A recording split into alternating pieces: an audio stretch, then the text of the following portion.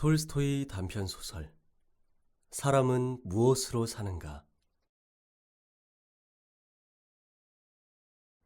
한 구두장이가 아내와 자녀들을 데리고 어느 농가의 2층에 새들어 살고 있었다. 이 구두장이는 자기 집도 땅도 없었기 때문에 오직 구두 만드는 일을 해서 가족들을 부양하고 있었다. 하지만 빵값은 비싸고 품삯은 얼마 되지 않았기 때문에 버는 것은 모두 먹는 것에 들어가기 바빴다. 가난한 이 구두장이는 단 한 벌의 모피 외투를 가지고 부인과 둘이서 번갈아 입고 있었는데 그것마저 낡아서 누더기가 되어 있었다. 그래서 그는 2년 전부터 새 외투를 만들기 위해 양가죽을 사야겠다고 마음먹고 있었다. 가을로 접어들자 이 구두장이에게도 조금은 여유가 생겼다. 아내의 작은 가방 속에는 3루블이 들어있었고 또 마을 사람들에게 5루블 20코페이카를 빌려준 것이 있었다. 그래서 구두장이는 아침부터 양가죽을 사기 위해 돈을 빌려준 마을 사람들을 찾아갈 준비를 했다. 그는 식사를 마치고 루비슈카 위에다 부인의 재킷을 걸쳤다. 그 위에 다시 단 한 벌의 긴 낡은 모피 외투를 껴입고 3루블의 지폐를 주머니에 넣고 나뭇가지로 지팡이를 만들어 마을을 향해 길을 떠났다. 그는 속으로 이렇게 생각했다. 마을 사람들에게 빌려준 5루블을 받고 주머니에 있는 3루블을 보태어 새 외투를 만들 양가죽을 사는 거야. 구두장이는 마을에 도착하여 돈을 빌려간 농부의 집을 찾아갔다. 그러나 농부는 외출 중이었다. 대신 그 농부의 부인이 있었고 일주일 안으로 돈을 보내겠다고 약속하면서 좀처럼 빌려준 돈을 갚지 않았다. 또 다른 집을 찾아갔으나 지금 돈이 한 푼도 없다고 하면서 구두 수선비로 20코페이카를 줄 뿐이었다. 구두장이는 할 수 없이 양가죽을 외상으로 사려고 했으나 가죽 장사는 외상으로 물건을 주지 않았다. 돈을 가져와요. 돈만 가져오면 얼마든지 마음에 드는 곳으로 줄 테니까. 외상이라면 신저리가 나요. 외상값 받기가 얼마나 어려운지. 이렇게 되어 구두장이는 겨우 수선비 20코페이카와 어느 집에서 낡은 털장화에 가죽을 대고 수선하는 일을 얻었을 뿐 헛수고만 하고 그냥 집으로 돌아가게 되었다.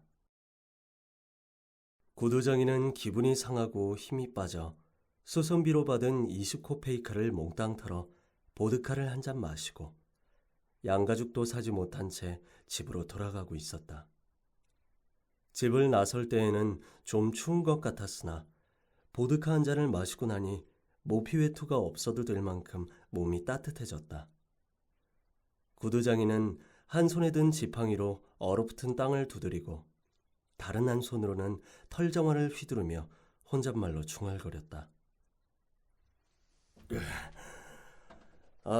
보드카 한 잔을 하고 나니 온몸이 후끈거리는걸. 가죽으로 만든 옷 따위는 필요 없어. 그렇고 말고 모피 외투쯤 없어도 살아갈 수 있어. 나에게 그런 것은 필요 없어. 그러나 집사람이 가만히 있지 않을 텐데 이 일을 어떻게 하지? 열심히 죽을 힘을 다해 일을 하는데 집사람은 언제나 나를 무시한단 말이야.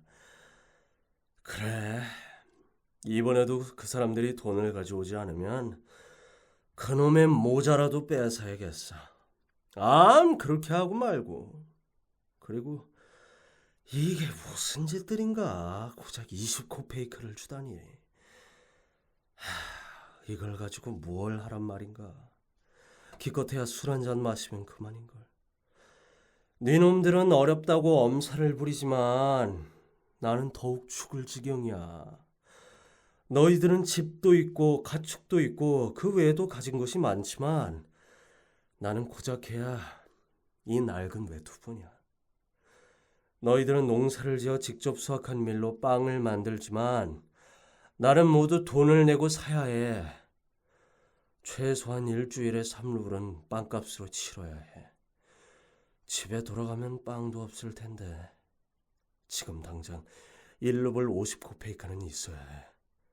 그러니 아무리 형편이 어려워도 내 돈을 꼭 받아야겠어. 이렇게 중얼거리면서 구두장이는 이윽고 길모퉁이의 교회 근처까지 왔다. 그때 교회 뒤에 무엇인가 흰 물체가 보였다. 이미 날이 어두워졌기 때문에 구두장이는 눈을 크게 뜨고 자세히 바라보았다. 그러나 그것이 무엇인지 분간할 수가 없었다. 이런 곳에 큰 돌이 있을 리는 없는데. 그러면 짐승인가? 짐승 같지는 않고 머리는 사람 같아 보이는데 어쩐지 너무 하얀데. 또 사람이라면 이런 데 있을 리가 없지.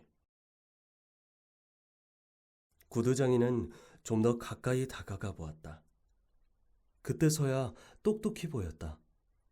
아니, 이게 웬일인가? 그건 사람이 분명한데 죽었는지 살았는지 벌거숭이 알몸으로 그 차디찬 교회벽에 기댄 채 꼼짝도 하지 않았다. 갑자기 무서운 생각이 들었다. 아마도 나쁜 놈들이 저 사람을 죽이고 옷가지를 벗긴 후에 여기에다 버린 것이 틀림없어. 그렇다면 내가 여기서 꿈을 대고 있다가는 무슨 봉변을 당할지도 모른다. 이렇게 생각하고 그는 그 옆을 지나쳐갔다. 교회 모퉁이를 돌아서니 그 사람이 보이지 않았다. 교회를 지나 한참을 가다가 뒤를 돌아다 보니 그 사나이는 벽에서 몸을 일으키고 움직이고 있었다. 어쩐지 무슨 동정을 살피고 있는 것 같았다. 구두장이는 더욱 겁이 나서 이상한 생각이 들었다. 다시 가까이 가볼까? 그대로 지나가 버릴까? 가까이 갔다가 무슨 봉변을 당할지도 몰라. 저놈의 정체를 모르지 않는가? 좋은 일을 하고서야 이런 데 왔을 리가 없고 곁에 다가가면 갑자기 달려들어 목을 졸라 죽일지도 몰라. 비록 목을 졸라 죽이지는 않더라도 결국 귀찮은 일을 당할 거는 뻔하지. 저 사나이는 분명히 알몸인데 내가 입고 있는 옷을 몽땅 벗어줄 수도 없는 거고. 하느님, 제발 무사히 지나가게 도와주소서. 그렇게 생각하고 구두장이는 발걸음을 재촉했다. 교회를 거의 다 지나가게 되자 드디어 양심의 소리가 들리기 시작했다. 그래서 구두장이는 걸음을 멈추었다. 세몬, 너는 무엇을 망설이는 거냐? 사람이 저렇게 죽어가고 있는데 겁을 먹고 못 본 채 슬그머니 도망치려 하다니. 네가 대단한 부자라도 되는가? 빼앗길 물건이라도 있단 말인가? 그런 행동은 지탄받을 것이다, 세몬. 결국 세몬은 발길을 돌려 그 사나이에게 다가갔다. 그 사나이에게 가까이 다가가서 자세히 살펴보니 그는 젊고 아직 움직일 힘도 남아있는 듯 보였고 몸에는 아무런 상처가 없었다.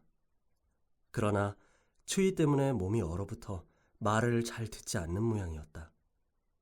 그는 벽에 기댄 채 세몬 쪽을 보려고도 하지 않았다.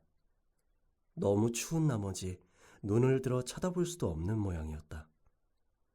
세몬이 더욱 가까이 가자 그제야 고개를 들어 세몬 쪽을 바라보았다. 세몬은 사나이와 눈이 마주치자 사나이에 대한 동정심이 더 솟아났다. 그래서 손에 들었던 털정화를 땅바닥에 집어던지고 허리띠를 풀어 장화 위에 놓고 긴 모피 외투를 벗었다. 이렇게 있으면 어떻게 되는지 알아? 빨리 이것을 입게나. 세몬은 양팔로 사나이를 부축하여 일으켜 세웠다. 사나이는 겨우 일어났다. 일으켜 세워놓고 보니 키도 훤칠하고 얼굴도 잘생긴 귀공자 타입이었다. 세몬이 그의 어깨에 긴 외투를 걸쳐 주었으나 팔이 소매에 끼어 잘 들어가지 않았다. 세모는 소매를 끼워주고 옷깃을 이리저리 당겨 허리띠까지 메워주었다. 세모는 자기가 쓰고 있던 낡은 모자까지 벗어서 떨고 있는 젊은이에게 씌워주려고 했으나 막상 모자를 벗고 나니 머리가 썰렁하여 나는 머리가 벗겨졌지만 이 젊은이는 머리카락이 많으니까 라고 생각하며 다시 모자를 썼다. 그보다는 맨발이니까 장화를 신겨주는 것이 훨씬 좋겠구나. 그래서 구두장이는 젊은이를 다시 앉히고 수선하기 위해 받은 털정화를 젊은이에게 신겼다. 그러고 나서 구두장이는 말했다. 다 됐네. 이제 일어나서 몸을 움직여야 몸이 녹을 걸세. 그 다음 일은 내가 일일이 거들지 않아도 잘할 거야. 그런데 걸을 수 있겠나? 사나이는 일어나서 감격한 표정으로 세몬을 바라보았으나 아무 말이 없었다. 젊은이, 왜 아무 말을 하지 않는 거요? 이런 곳에서 추운 겨울밤을 보낼 셈이요? 날씨가 추우니 빨리 집으로 가야지. 아직 걸을 힘이 없는가? 자, 여긴 내 지팡이가 있으니 이것을 짚고 걷게나. 그러자 사나이는 걷기 시작했다. 별로 힘들지 않게 걸었다. 젊은이는 대체 어디서 왔는가? 저는 이 마을에 사는 사람이 아닙니다. 이 마을 사람이라면 내가 다 알지. 그런데 왜 이런 곳까지 왔나? 그 이유는 말씀드릴 수 없습니다. 분명 어떤 못된 놈들에게 봉변을 당했겠지. 아닙니다. 그 누구도 저를 해치지 않았습니다. 저는 하느님의 벌을 받은 것입니다. 물론 모든 것이 하느님의 뜻인 줄은 알고 있지. 그러나 이제 어디라도 가서 쉬어야 할 것이 아닌가. 자네는 어디로 갈 작정인가? 갈 곳은 없습니다. 저는 어디든 마찬가지입니다. 세모는 깜짝 놀랐다. 젊은이는 불량한 사람이 아닌 것 같았고 말씨도 공손한데 자세한 내막은 말하지 않았다. 세모는 마음속으로 생각했다. 말 못할 사정이라도 있나 보군. 세모는 젊은이에게 말했다. 그러면 우리 집으로 같이 가는 것이 어떤가? 몸을 좀 녹이면 정신도 날 테니까. 세모는 집을 향해 빨리 걸었다. 이 낯선 젊은이도 전혀 뒤처지지 않고 잘 따라왔다. 찬바람이 세몬의 옷 속으로 들어왔다. 술이 점차 깨면서 추위가 느껴지기 시작했다. 세몬은 코를 훌쩍이며 아내의 재킷자락을 여몄다. 그리고 은근히 걱정이 되었다. 아니, 모피외투를 만들기 위해 양가죽을 사러 왔다가 양가죽은 못 구하고 그나마 한 벌밖에 없는 모피외투도 없이 돌아오다니. 게다가 벌거숭이 사나이까지 데리고 왔으니 마트리오나가 화를 낼 것이 분명한데. 마트리오나 생각을 하자 세모는 마음이 갑자기 침울해졌다. 그러다가 옆에 함께 걷고 있는 사나이를 바라보노라니 교회 모퉁이에서 처음 보았을 때의 눈빛이 생각나서 다시 마음이 유쾌해졌다.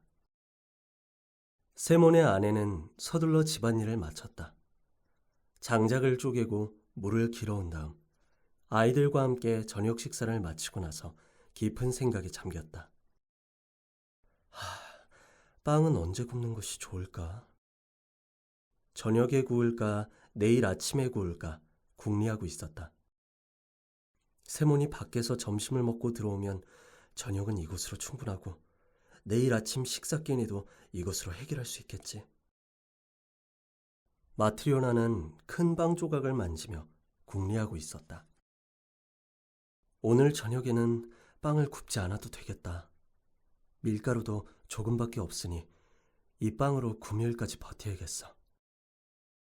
마트리오나는 빵 굽는 일은 그만두기로 하고 남편의 속옷을 깁기 시작했다. 그녀는 바느질을 하면서 남편이 어떤 양가죽을 사올 것인지 생각에 잠겼다. 가죽 장사에게 속아 넘어가지는 말아야 할 텐데. 그이는 워낙 사람이 좋아서 믿을 수가 없어. 그이는 절대로 남을 속이지 못하는데 자신은 어린 아이들한테도 속아 넘어가니. 팔루블리라면 적은 액수는 아니니까 그만한 돈이면 좋은 외투를 살 수 있을 거야. 지난 겨울에 모피 외투가 없어서 얼마나 고생을 했는가. 내과에도 못 나가고 들에도 못 나갔었지. 오늘만 해도 그렇지. 그이가 옷이란 옷은 모두 껴입고 나가버리니 나는 입을 옷이 없잖아. 그런데 왜 이렇게 늦을까? 돌아올 시간이 지났는데. 혹시 이 양반이 그 돈으로 술이나 퍼먹고 있는 것은 아니겠지? 마트리오나가 그런 생각을 하고 있을 때 계단 아래 출입문이 삐걱거리는 소리가 나면서 누군가가 들어오는 소리가 났다. 마트리오나는 바늘을 옷감에 꽂아두고 문 밖으로 나가보았다. 두 사나이가 들어오고 있었다. 남편 곁에는 생전 못 보던 젊은 사나이가 알몸에 모피 외투와 털정화만을 신고 모자도 없이 서 있었다. 마트리오나는 남편이 술을 마셨다는 것을 단번에 알아차렸다. 그러면 그렇지. 또 술을 마시고 왔어. 남편을 다시 쳐다보니 모피 외투도 입지 않고 재킷 차림에다 양손에는 아무것도 없이 빈손으로 서 있었다. 마트리오나는 화가 머리끝까지 치밀어 올랐다. 그 돈으로 전부 술을 마셔버린 거야? 형편없는 이런 건달하고 잔뜩 술을 마시는 것도 모자라서 집에까지 끌고 온 거야? 마트리오나는 두 사람 뒤로 따라 들어가다가 이 낯선 젊은이가 입고 있는 모피 외투가 바로 남편이 입고 나간 것임을 알았다. 방 안에 들어온 젊은이는 앉지도 않고 그냥 선 채로 고개를 숙인 채 움직이지 않았다. 그래서 마트리오나는 분명히 이 사람이 무슨 나쁜 짓을 저질러 겁을 먹고 있는 것이라고 생각했다. 마트리오나는 화가 난 얼굴을 하고 난로가로 물러서서 두 사람의 동정만 살피고 있었다. 세모는 모자를 벗고 아무렇지도 않다는 듯이 태연하게 의자에 걸터 앉았다. 여보, 왜 그러고 있어? 저녁 준비를 해야지. 마트리오나는 아무 대꾸도 하지 않고 난로 옆에 그대로 서 있었다. 그리고 두 사람의 눈치를 살피고 있었다. 세모는 부인이 화가 난 원인을 알았다는 듯이 사나이의 손을 잡고 힘없이 말했다. 자, 앉아요. 저녁 식사를 해야지. 그러자 낯선 사나이는 힘없이 의자에 앉았다. 그래, 저녁 식사 준비를 안 했나? 마트리오나는 마침내 분통을 터뜨렸다. 안 하긴 왜 안 해요? 준비는 했죠. 그러나 당신을 위해 준비한 건 아니에요. 그 꼴을 보니 당신은 염치도 없이 술을 퍼마셨군요. 양가죽을 사러 간다더니 아무것도 없이 빈손으로 돌아오고 거기에다 건달까지 데려오다니. 당신 같은 주정뱅이에게 줄 음식은 없어요. 그만해요, 마트리오나. 무슨 영문인지도 모르면서 함부로 화를 내면 못 써요. 그렇게 화를 내기 전에 오늘 어떤 일이 있었는지부터 물어보는 것이 도리가 아니오. 세모는 긴 외투 주머니 속에서 아침에 가지고 간 돈을 꺼내어 부인에게 내밀었다. 돈은 여기 그대로 있어. 도리포노프는 오늘 돈이 없다면서 내일은 꼭 주겠다고 약속을 했어. 마트리오나는 더욱 화가 치밀어 올랐다. 빌려준 돈도 받지 못하고 사오겠다던 양가죽은 사오지 않고 도리어 하나밖에 없는 외투를 전혀 모르는 낯선 사나이에게 입혀오다니. 마트리오나는 탁자 위에 놓인 돈을 챙기면서 말했다. 저녁은 없어요. 벌거숭이와 주정뱅이에게까지 신경을 쓸 겨를이 없어요. 이봐, 마트리오나, 말을 조심해요. 우리 사정도 들어봐야지. 당신 같은 주정뱅이에게 무슨 말을 들어요? 사실 나는 당신 같은 얼간이 사내와 결혼할 생각이 없었어요. 그리고 지금까지 어머니가 주신 것들을 술값으로 다 없애버렸죠. 그리고 양가죽을 사러 갔다더니 그 돈마저 다 마시고 오는군요. 세모는 아내에게 자기가 마신 것은 고작 20코페이카밖에 안 되며 이 젊은 사나이를 데리고 온 경위에 대해서도 열심히 사실대로 설명하려고 했으나 마트리오나는 세몬이 한마디도 하지 못하게 말을 가로막고는 쉴 새 없이 소나기처럼 퍼부어댔다. 그녀는 10년 전의 일까지 들추며 계속 퍼부어댔다. 그뿐만 아니라 그녀는 계속 짓거리면서 세몬의 곁에 달려들어 제키 소매를 붙잡고 사정없이 흔들어댔다. 내 옷을 내놔요. 하나밖에 없는 내 옷을 빼앗아 입고 염치도 좋지. 빨리 벗어요. 정말 못난 인간 같으니라고. 차라리 당신 같은 사람은 죽어버리는 게 나아요. 세몬이 아내의 재킷을 벗으려고 하는 동시에 마트리오나가 덤벼들어 세차게 옷을 잡아당기는 바람에 옷의 실밥이 부드득 터졌다. 마트리오나는 옷을 빼앗아 입고 문 쪽으로 달려갔다. 그녀는 그대로 나가려고 하다가 문득 발을 멈췄다. 기분은 매우 상하지만 남편이 데리고 온 이 낯선 사나이가 도대체 어떤 사람인지 알고 싶은 충동이 일어났다. 마트리오나는 발을 멈추고 말했다. 사람이 모자라지 않고서야 이렇게 벌거숭이로 있을 리가 없어요. 모자란 건 당신도 마찬가지예요.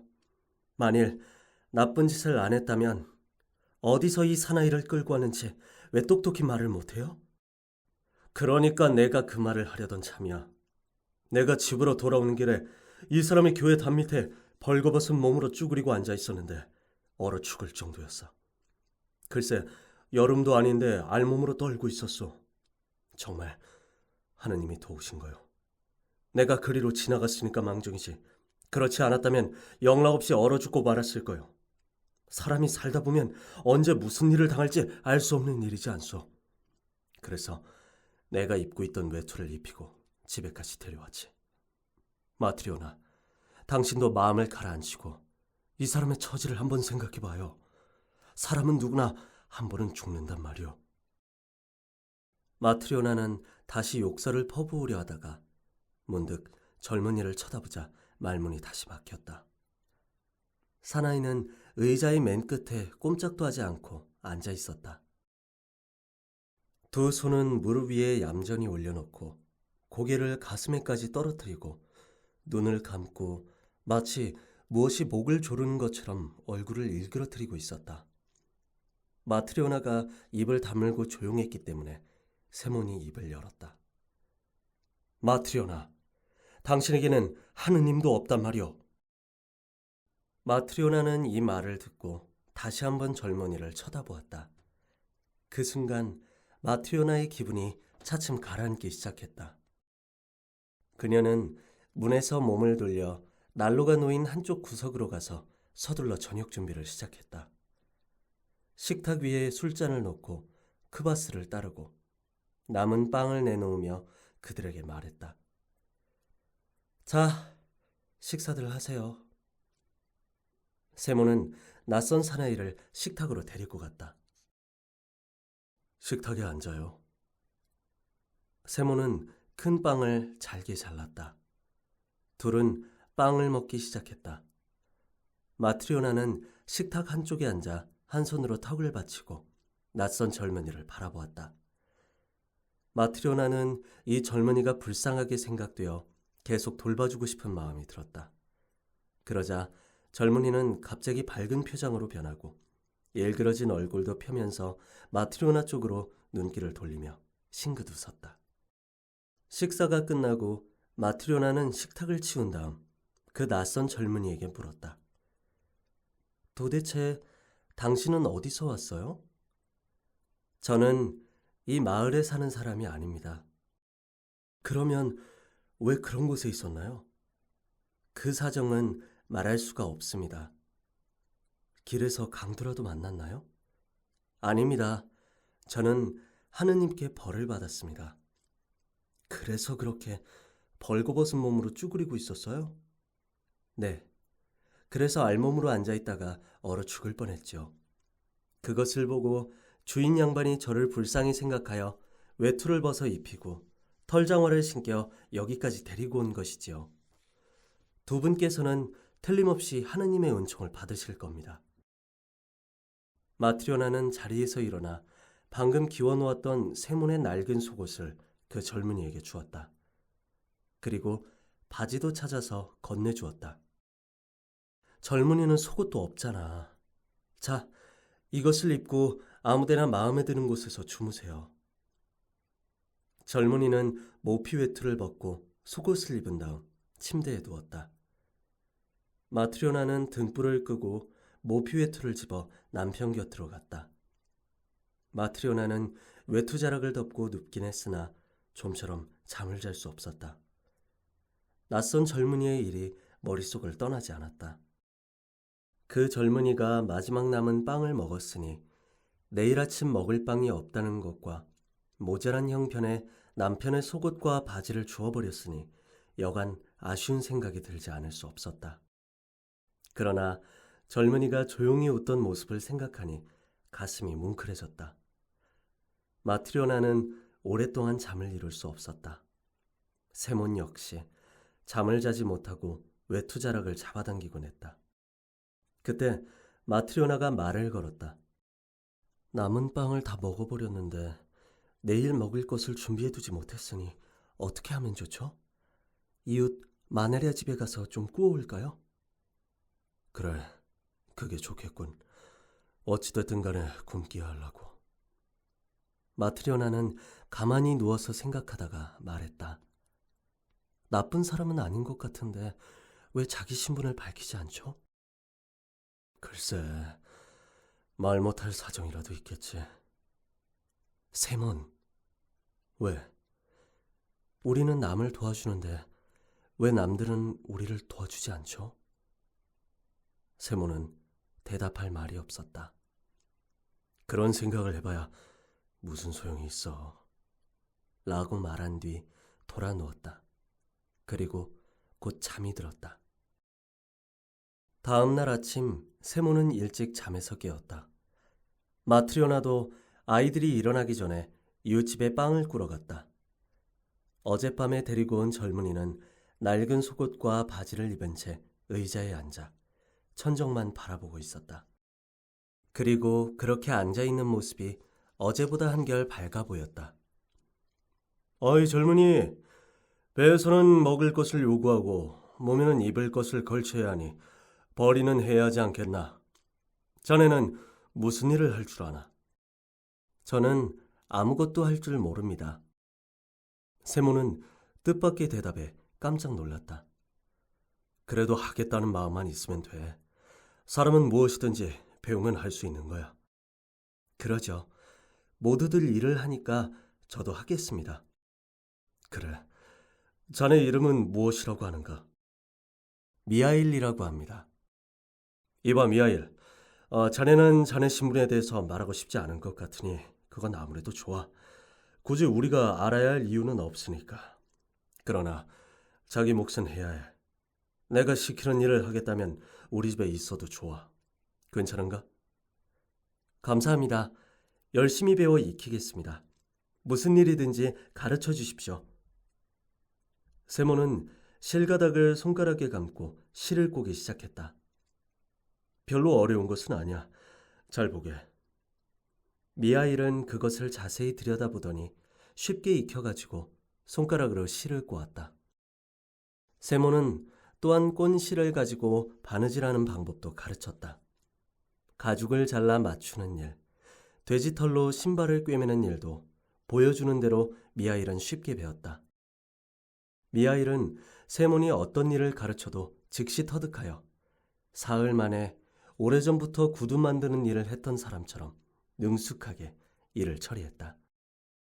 일단 일을 시작하면 쉬지 않고 일만 하고 먹는 것은 생각보다 양이 적었다. 한가할 때에도 말을 하거나 웃는 일이 없었으며 좀처럼 밖으로 나가는 일도 없었다. 미하일이 유일하게 웃었던 때는 마트리오나가 그를 위해 저녁 식사를 준비하던 첫 번째 만남의 순간뿐이었다. 하루가 지나고 일주일이 가고 또 그렇게 해서 1년이란 세월이 흘렀다. 미하일은 여전히 세몬의 집에서 부지런히 일을 하고 있었고 구두장인으로서 인기가 높아졌다. 미하일만큼 튼튼하고 멋있는 구두를 짓는 사람은 없다고 소문이 퍼져서 먼 이웃 마을에서도 주문이 밀려들었고 세몬의 수입은 점점 늘어갔다. 겨울철에 접어든 어느 날 세몬과 미하일이 마주 앉아 열심히 일을 하고 있는데 방울 소리가 요란하게 들려오더니 집 앞에 삼두마차가 섰다. 창문으로 내다보니 마차가 집 앞에 멈추고 젊은 사람이 마부석에서 뛰어내려 마차의 문을 열었다. 그러자 마차 안에서 모피 외투를 입은 점잖은 신사 한 분이 내렸다. 그리고는 세문의 구두 가게를 향해 계단을 올라왔다. 신사가 문 앞에 이르자 마트리오나가 달려나가 문을 열었다. 신사는 허리를 구부리고 들어와 다시 허리를 폈는데 키는 머리가 천정에 닿을 정도로 크고 몸집도 방 안을 가득 채울 만큼 우람했다. 세모는 일어나 인사를 하면서도 신사의 거구에 어안이 벙벙했다. 이제까지 이렇게 큰 사람은 볼 일이 없기 때문이다. 세모는 몸이 마르고 호리호리한 체격이었다. 미하일 역시 깡마른 편이며 마트리오나도 깡마른 나무처럼 삐쩍 말랐다. 그런데 이 신사는 딴 세상에서 온 것처럼 얼굴엔 붉은 윤기가 돌며 목은 황소처럼 굵은 것이 마치 몸 전체가 못으로 뭉쳐진 것 같았다.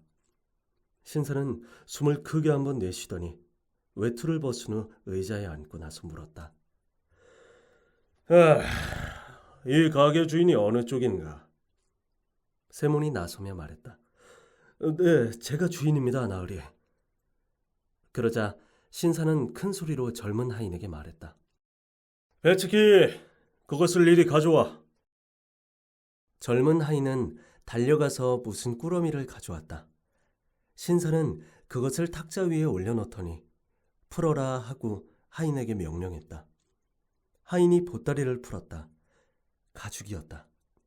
신사는 가죽을 손가락으로 찌르며 말했다. 주인, 이 가죽이 어떤 가죽인 줄 알겠나? 네, 알겠습니다. 이봐, 이 가죽을 정말 안단 말이지. 세몬이 가죽을 만져보며 말했다. 아주 좋은 물건입니다. 그야 물론 좋은 가죽이지. 자네 같은 친구는 한 번도 보지 못했을걸. 독일제 가죽인데 200루블이나 주었지. 세몬은 겁이 나서 떨리는 목소리로 말했다. 저 같은 놈은 구경도 못했습니다. 그야 그렇겠지. 그러면 이 가죽으로 내 발에 맞는 구두를 지을 수 있겠는가? 네, 지을 수 있습니다. 신사는 갑자기 큰 소리로 말했다. 지을 수 있다고? 그 전에 먼저 자네는 누구의 구두를 짓는지, 어떤 가죽으로 짓는지 똑똑히 알아야 해. 나는 1년을 신어도 찢어지지 않고 모양이 찌그러지지 않는 구두를 원한단 말이야. 그러니까 자신이 있으면 맡아서 재단을 하고, 그렇지 않으면 아예 처음부터 손을 안 대는 것이 좋아. 미리 말해두지만 구두가 1년이 못 되어 찢어지거나 찌그러지는 날에는 자네를 바로 감옥으로 보낼 것이야. 그러나 1년이 지나도 이상이 없으면 수공비로 100루블을 주지. 어때? 정답할 수 있겠나? 세모는 은근히 겁이 나서 대답을 못하고 미하일 쪽을 바라보았다. 그리고 미하일의 옆구리를 찌르면서 상의했다. 이봐, 미하일, 이거 어떻게 하지? 미하일은 그 일을 맡으라는 뜻으로 고개를 약간 끄덕였다. 결국 세모는 미하일의 뜻에 따라 신사의 주문을 받아들여 1년을 신어도 찢어지지 않는 구두를 만들기로 했다. 신사는 하인을 불러 왼발에 신발을 벗기게 하고서는 다리를 쭉 내밀었다. 그럼 치수를 재게. 세모는 자리를 펴고 무릎을 꿇어 앉아 신사의 양말을 더럽히지 않게 손을 닦은 뒤에 한 자 이상 되는 가는 종이를 가지고 치수를 재기 시작했다. 세모는 먼저 발바닥의 길이를 재고 발등의 높이를 잰 다음 종아리의 둘레를 재려고 했으나 종이의 양끝이 닿지 않았다. 신사의 종아리가 통나무처럼 굵었던 것이다. 조심해. 종아리가 꽉 끼지 않게 만들어야 해. 세모는 다른 종이를 덧붙였다. 신사는 의젓하게 앉은 채 양말 속의 발가락을 움직이면서 주위를 살펴보다가 미아이를 보았다. 저 사람은 누군가? 아, 우리 가게 구두 장인입니다. 그가 나리의 구두를 만들 겁니다. 신사는 미하일에게 말했다. 분명히 알아두라고. 1년 동안 끄떡 없는 구두를 만들어야 해. 세모는 미하일을 바라보았다. 그런데 미하일은 신사의 얼굴은 쳐다보지도 않고 그 뒤에 한 구석을 바라보고 있었다. 마치 누군가를 찾아내려고 살피는 표정이었다. 미하일은 한참 동안 그런 모습으로 있었다.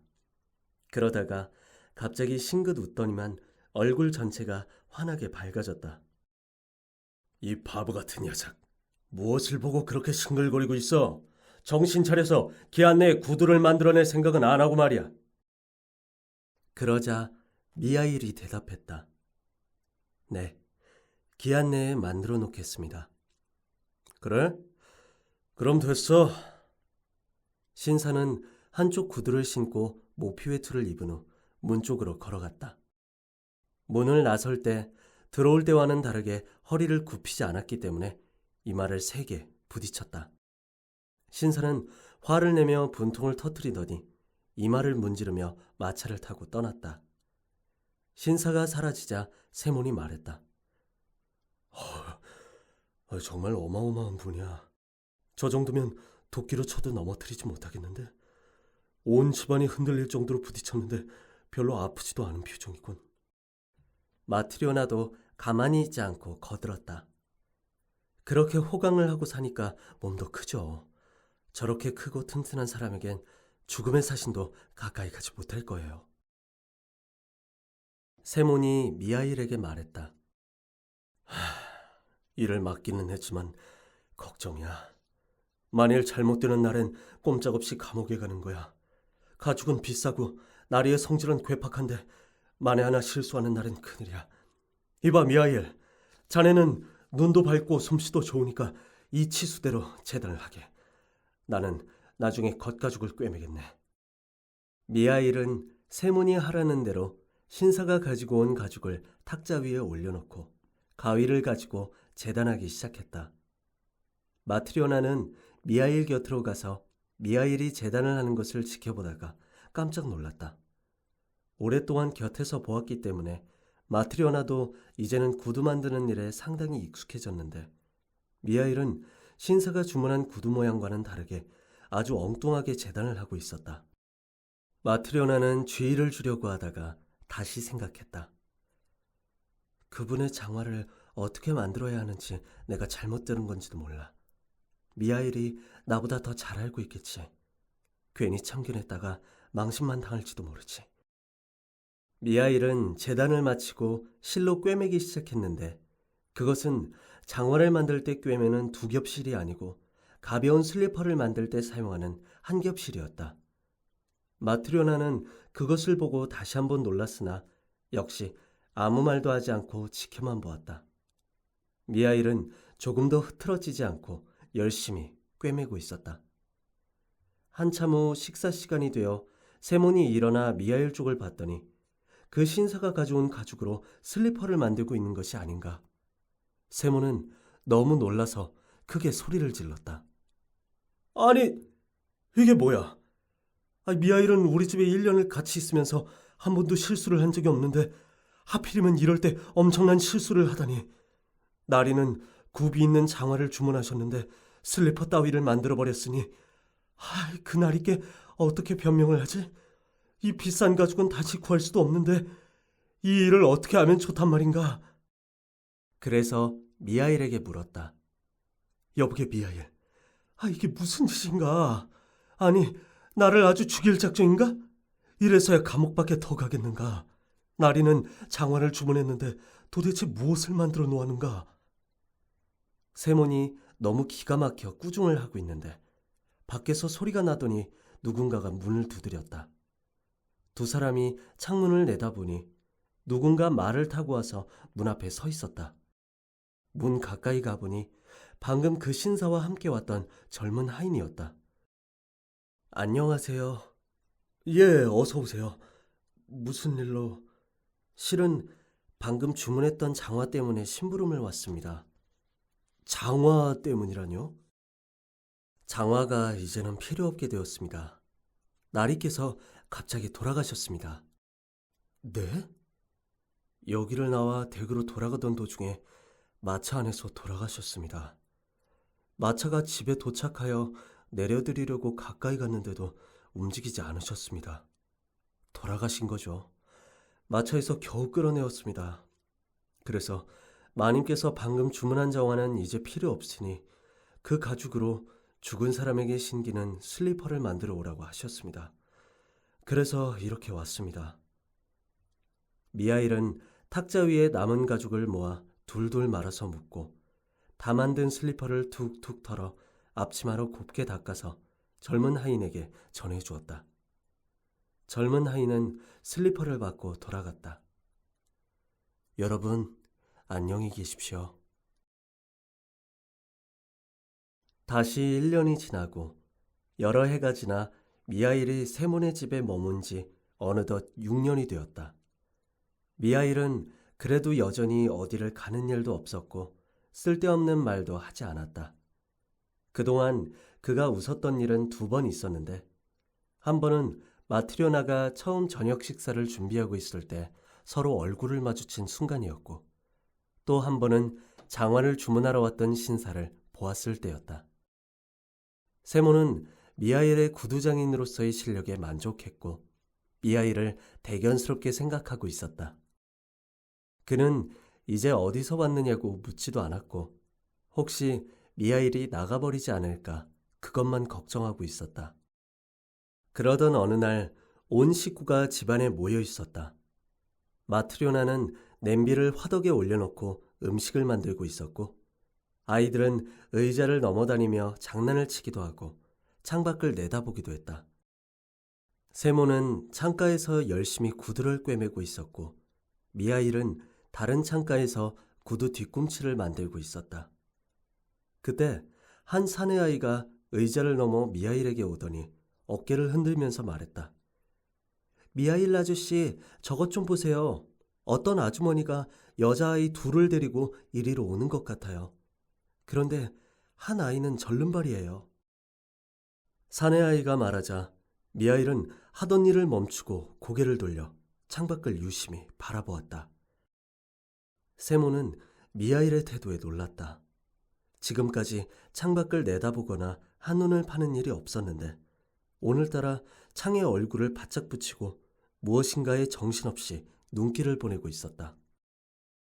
세몬도 이상해서 하던 일을 멈추고 창밖을 내다보니 정숙한 옷차림을 한 여자가 자기 집을 향해 오고 있었다. 모피 외투를 입고 목에는 목도리를 두른 채 2 여자아이의 손을 잡고 있었다. 여자아이들은 얼굴이 너무나 똑같이 닮아 분간할 수가 없었다. 그런데 한 아이는 다리를 절고 있었다. 여인은 계단을 올라와 문을 연 다음 2 여자아이들을 먼저 들여보내고 자기도 따라 들어왔다. 안녕하세요. 어서 오십시오. 무슨 일로 오셨습니까? 여인은 탁자 옆 의자에 앉았다. 2 여자아이들은 여인의 무릎에 기댔는데 낯선 사람들을 보고 낯설어하는 눈치였다. 이 아이들이 봄에 신을 수 있는 구두를 맞추려고 합니다. 아, 그래요? 아직까지 이렇게 작은 아이들이 신을 작은 구두를 만들어 본 적은 없지만 만들 수는 있습니다.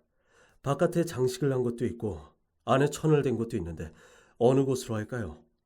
이 미하일이란 사람은 아주 솜씨가 좋답니다. 세몬은 그렇게 말하면서 미하일을 돌아다 보았다. 미하일은 여전히 하던 일을 멈추고 여자아이들에게서 눈을 떼지 못하고 있었다. 세몬은 미하일의 그런 태도에 깜짝 놀랐다. 사실 두 아이들은 깜찍한 얼굴이었다. 눈은 새까맣고 두 뺨은 포동포동하고 볼그스레하며 모피 외투를 입고 있었고 목에는 비싼 목도리를 두르고 있었다. 그렇지만 미하일이 왜 저렇게 이 아이들에게 정신을 뺏기고 있는지 도저히 이해할 수가 없었다. 마치 오랫동안 헤어졌던 친구라도 만난 것처럼 보였다. 세모는 이상하게 생각하면서도 돌아서서 여인과 구두값을 흥정하고 여자아이들의 발치수를 재려고 하였다. 그러자 그 여인은 다리가 불편한 여자아이를 무릎에 앉혀놓으면서 말했다. 미안하지만 이 아이의 발치수는 두 가지로 재어야 합니다. 불편한 발을 먼저 재서 구두 한 짝을 만들고 다른 쪽 발의 치수를 재서 똑같이 세 짝을 만들면 돼요. 둘은 쌍둥이이기 때문에 발 치수가 똑같아요. 세모는 치수를 모두 잰 다음 다리가 불편한 여자아이를 가리키며 말했다. 왜 이렇게 되었습니까? 아주 귀여운 아이인데. 태어날 때부터 이랬습니까? 아닙니다. 이 아이의 친어머니가 잘못해서 그만. 여기에 마트리오나가 참견하고 나섰다. 이 여인과 두 아이에 대해서 알고 싶었던 것이다. 그럼 아주머니는 이 아이의 친어머니가 아니신가요? 나는 친어머니도 친척도 아닙니다. 아무런 관계가 없지만 내가 맡아서 기르고 있는 겁니다. 그런데 이렇게 훌륭히 키우셨군요. 네, 내가 낳은 자식은 아니지만 키우다 보면 정이 들죠. 나는 두 아이를 내 저주로 키웠어요. 내 아이도 있었으나 하느님께서 데려가셨죠.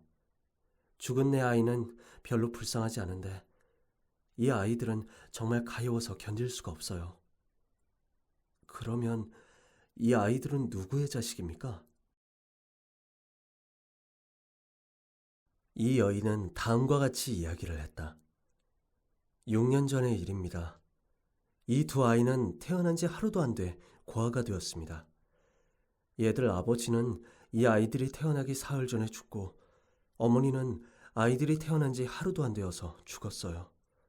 저는 남편과 시골에서 농사를 짓고 살았는데 이 아이들의 부모와는 이웃간이었고 서로 한 식구처럼 살았어요. 어느 날 이 애들 아버지가 숲속에 들어가 혼자서 일을 하는데 큰 나무가 넘어지면서 허리를 다쳤죠. 간신히 집에까지는 왔으나 곧 세상을 떠났습니다. 사흘 뒤에 그의 아내는 쌍둥이를 낳았죠. 그 쌍둥이가 바로 이 아이들입니다. 하지만 워낙 가난한 데다 돌봐줄 친척도 없는데 혼자서 쌍둥이를 낳다가 그만 죽은 거예요. 내가 다음날 아침 궁금해서 집을 찾아갔는데 가엾게도 벌써 싸늘한 시체가 되어 있었습니다.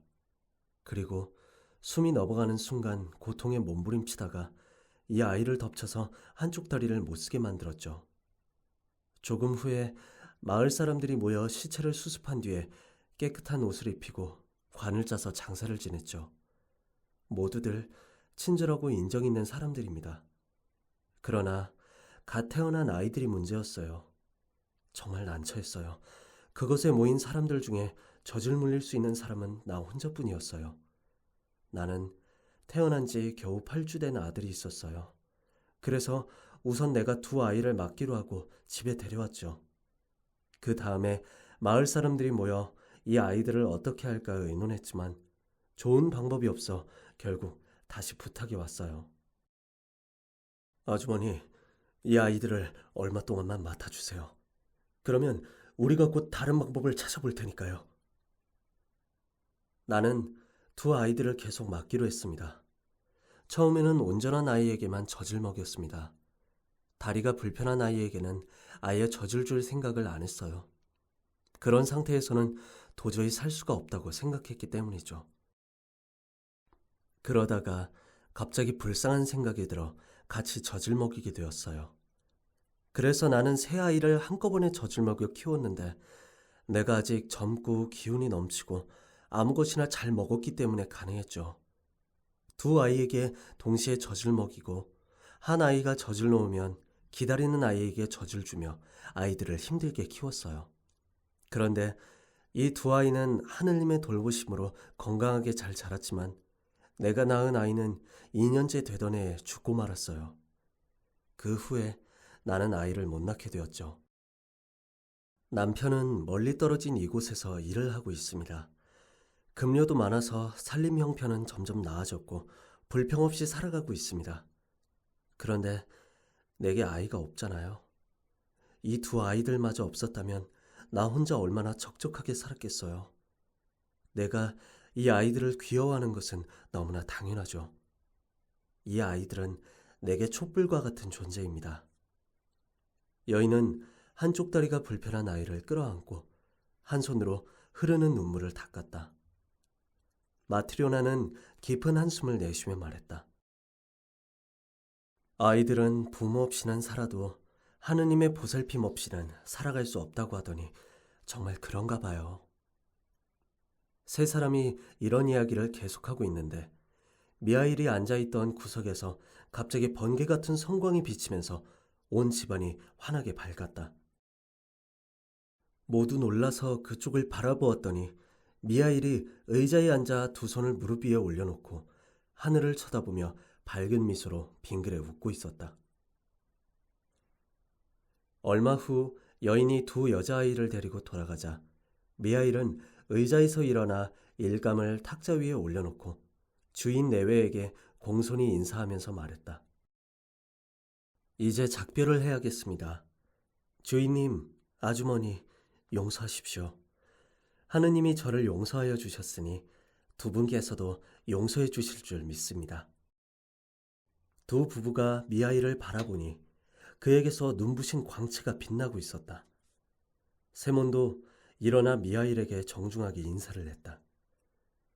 미하일, 이제 보니 자네는 보통 사람이 아닌 것 같아서 자네를 붙잡을 수도 없고 그동안 궁금했던 일을 전부 물어볼 수도 없네. 그러나 이것만은 꼭 알고 싶네. 내가 자네를 처음 집으로 데리고 왔을 때 매우 침울한 표정을 하고 있다가 아내가 저녁 준비를 하고 있을 때 빙긋 웃으며 밝은 표정으로 변했는데 무슨 이유로 그랬는가? 그리고 거인 신사가 장화를 주문했을 때도 자네는 웃으면서 밝은 표정을 지었고 이번에 저 부인이 여자아이들 데리고 왔을 때에도 똑같이 빙그레 웃었네.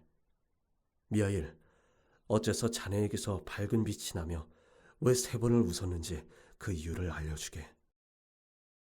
그러자 미하일은 비로소 말을 시작했다.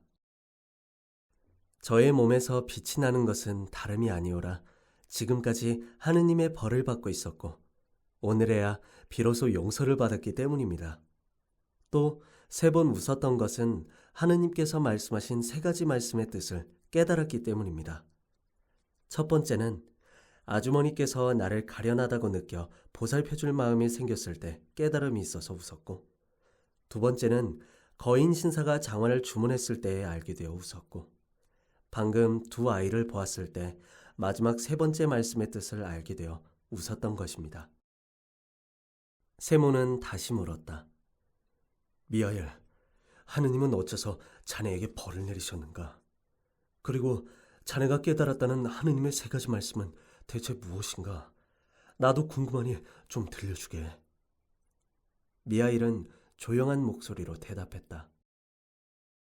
내가 하느님께 벌을 받은 것은 하느님의 명령을 거역했기 때문입니다. 나는 원래 천사였습니다.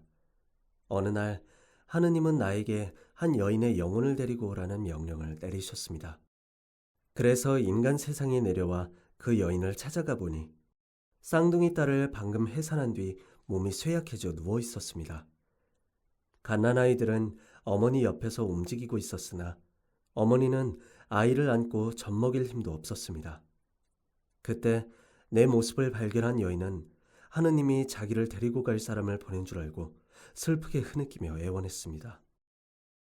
오 천사님, 제 남편은 숲속에서 혼자 일하다가 나무에 깔려 며칠 전에 죽었습니다.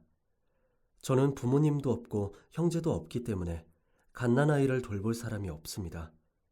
제발 제 영혼을 불러가지 마시고 이 아이를 제 힘으로 키우도록 해주세요. 부모가 없으면 이 아이들은 살지 못합니다. 그 여인이 울면서 말했습니다. 그래서 나는 고민 끝에 한 아이에게는 어머니 젖을 물려주고 다른 아이는 어머니 품에 안기게 한 다음 그냥 하늘나라로 돌아갔습니다.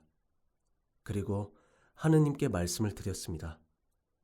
하느님, 저는 여인의 영혼을 데리고 올 수가 없었습니다. 여인의 남편은 며칠 전 나무를 하다가 숲속에서 목숨을 잃었고 그 여인은 쌍둥이를 낳아 기진맥진한 상태에서 제발 자기 영혼을 데려가지 말라고 애원하였습니다. 자신의 아이를 자기 손으로 키우게 해달라며 어린 생명은 부모 없이는 살 수가 없다고 했습니다. 그래서 저는 그 여인의 영혼을 빼앗지 못했습니다. 그러자 하느님께서 다시 분부하셨습니다. 지금 곧 내려가 여인의 영혼을 데려오너라. 그러면 세 가지의 진리를 알게 될 것이다. 즉, 사람 안에는 무엇이 있는가? 사람에게 허락되지 않은 것이 무엇인가? 사람은 무엇으로 사는가? 이 세 가지를 알게 되는 날에 너는 다시 하늘나라로 돌아올 수 있을 것이다. 그래서 나는 세상으로 다시 내려와 그 여인의 영혼을 빼앗았습니다. 쌍둥이 아이들은 어머니 품에서 떨어져 있었지만 그 여인의 영혼이 떠나는 순간 시신이 침대 위로 쓰러지면서 한 아이를 덮쳐 한쪽 다리를 못 쓰게 만들었습니다. 나는 그 마을을 떠나 하늘로 올라갔습니다. 그 여인의 영혼을 하느님께 바치려고 날아가는데 갑자기 강한 돌풍이 불어와 나의 두 날개를 부러뜨렸습니다. 그래서 그 여인의 영혼만 하늘나라로 올라갔고 나는 지상으로 떨어져 들판에 쓰러져 있었습니다. 세몬과 마트리오나는 자기들이 먹이고 입혀주던 사람이 누구이며 자기들을 위해 열심히 일해주던 사람이 어떤 사람인지 알게 되자 기쁨과 두려움에 눈물을 흘렸다.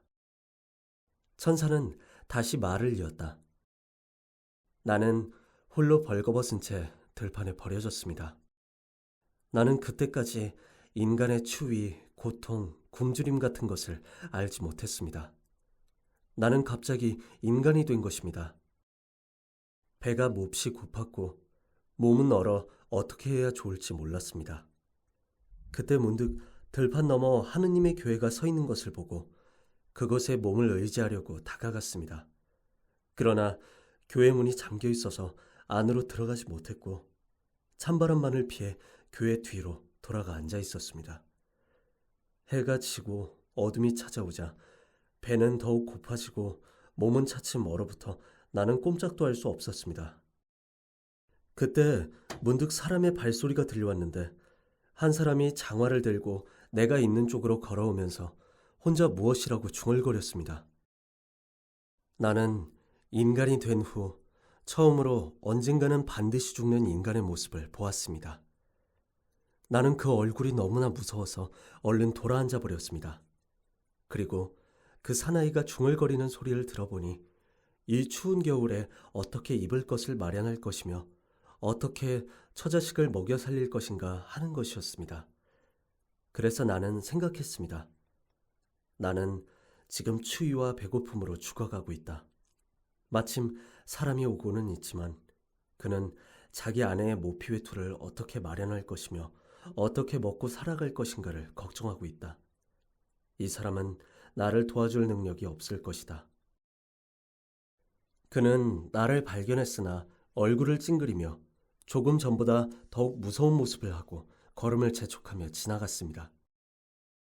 조그마한 희망마저 사라져버리는 줄 알았습니다.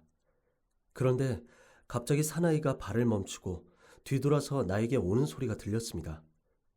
내가 다시 그 얼굴을 쳐다보았을 때는 방금 지나갔던 사람의 얼굴이 아니라고 생각했습니다.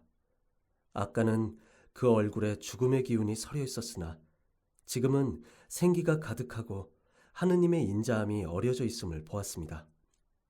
그는 내 곁으로 다가와 입고 있던 옷을 벗어서 나에게 입혀주고 자기 집으로 데리고 갔습니다.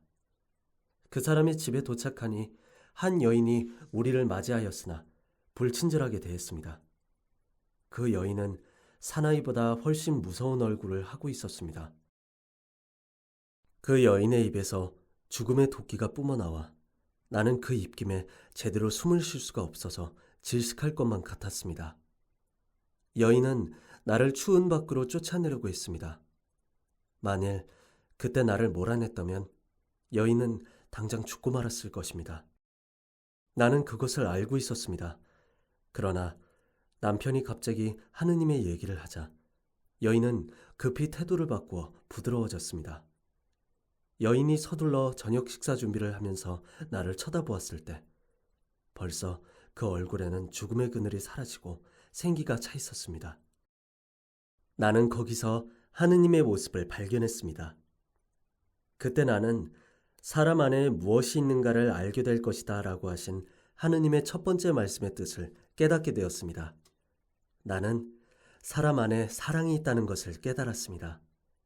하느님께서 나에게 약속하신 것을 이렇게 깨닫게 하시는구나 생각하니 너무 기뻐서 싱긋 웃었던 것입니다. 그러나 아직 하느님 말씀의 뜻을 전부 알 수 없었습니다. 사람에게 무엇이 허락되지 않고 있는가, 사람은 무엇으로 사는가 라는 말씀의 뜻을 모르고 있었습니다. 여러분과 함께 살다 보니 금방 1년이 지났습니다. 그러던 어느 날 가게에 한 사람이 나타나 1년을 신어도 찢어지거나 찌그러지지 않는 장화를 주문했습니다. 그 사람을 문득 바라보니 뜻밖에도 그 사람의 배후에 나의 동료인 죽음의 천사가 서 있는 것이 보였습니다. 나 외에는 누구도 그 천사를 볼 수 없었으나 나는 그 천사를 알고 있었습니다. 그리고 해가 지기 전에 그의 영혼이 떠날 것을 알았습니다. 나는 생각했습니다. 이 사나이는 1년을 신어도 닳지 않는 신발을 주문하지만 자기가 오늘 죽는다는 것을 모르고 있구나. 그래서 나는 사람에게 허락되지 않은 것은 무엇인가 하는 하느님의 말씀을 깨닫게 되었습니다. 사람 안에 무엇이 있는가는 벌써 깨달았습니다. 그리고 이번에는 사람에게 허락되지 않은 것이 무엇인가를 깨달았습니다. 그것은 자신에게 지금 무엇이 필요한가를 아는 것입니다. 그래서 나는 두 번째로 싱긋 웃었습니다. 동료 천사를 만난 것도 기뻤고 두 번째 말씀을 계시해 준 것도 기뻤습니다. 그러나 아직 사람은 무엇으로 사는가에 대해서는 알지 못했습니다. 그래서 나는 계속 여러분의 신세를 지면서 마지막 말씀의 뜻을 깨닫게 해주실 것을 기다리고 있었습니다. 그리하여 6년이 지난 오늘 쌍둥이 여자아이와 여인이 가게를 찾아와 그 아이들을 보는 순간 어머니가 죽은 후에도 두 쌍둥이가 아무 탈 없이 잘 자라고 있는 것을 보고 생각했습니다.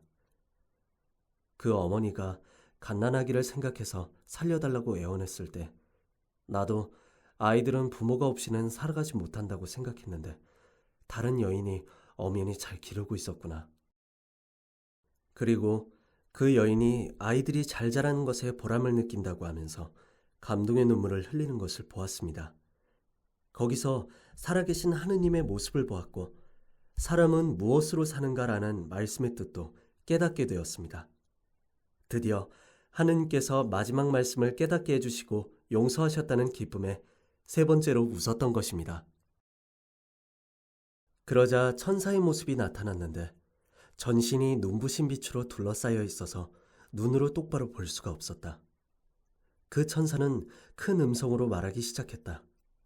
마치 그가 말하는 것이 아니라 하늘에서 울려오는 소리 같았다. 천사는 이렇게 말했다. 나는 이와 같은 것을 깨달았다. 모든 사람은 자기에게 필요한 것을 생각하고 걱정한다고 살 수 있는 것이 아니라 사랑으로서 살아가는 것이다. 쌍둥이를 낳고 죽어가는 여인에게도 자기 아이들이 살아가기 위해 무엇이 필요한지를 아는 것이 허락되지 않았다. 또 부자 신사는 그에게 필요한 신발이 어떤 것인지 알지 못했다. 즉 사람에게는 어느 누구라도 저녁에 어떤 신발이 필요한지 아는 것이 허락되지 않았다. 내가 인간이 되어 살아갈 수 있었던 것은 내게 필요한 것을 염려하고 걱정했기 때문이 아니라 내 곁을 지나가던 한 사람과 그의 아내가 나를 가엾게 생각하고 사랑해 주었기 때문이다.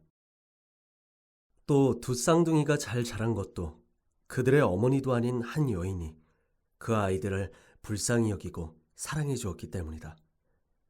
모든 인간이 살아가고 있는 것은 각자가 자기 자신에게 필요한 것을 염려하고 걱정하기 때문이 아니라 그들 가운데 사랑이 있었기 때문이다. 나는 전부터 하느님께서 인간에게 생명을 주시고 그들이 잘 살기 원한다는 것을 알았지만 지금 나는 또 다른 한 가지를 알게 되었다. 그것은 다름 아닌 인간이 각기 흩어져 무관하게 살기를 원치 않는다는 것이다. 그래서 인간 각자에게 무엇이 필요한가를 보여주지 아니하시고 전 인류가 하나 되기를 원하시며 모든 인간을 위해 필요한 것이 무엇인가만을 보여주시고 알려주신 것이다. 나는 이제야 깨달았다. 모든 사람들이 자신의 생계를 걱정하고 애씀으로써 살아갈 수 있다고 생각하는 것은 인간이 그렇게 생각하고 있을 뿐 실은 사랑에 의해서 살아가고 있는 것이다. 그러고 나서 천사는 하느님께 영광의 찬송가를 노래했다. 그러자 그 웅장한 목소리로 인하여 온 집안이 울리더니 천정이 갈라지고 땅에서 하늘까지 불기둥이 솟았다. 세몬과 그의 아내, 아이들 모두는 땅에 엎드렸다.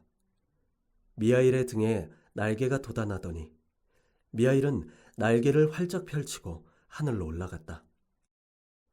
세몬이 정신을 차렸을 때 집은 전과 다름없었고 집안에는 가족 외에 아무도 없었다.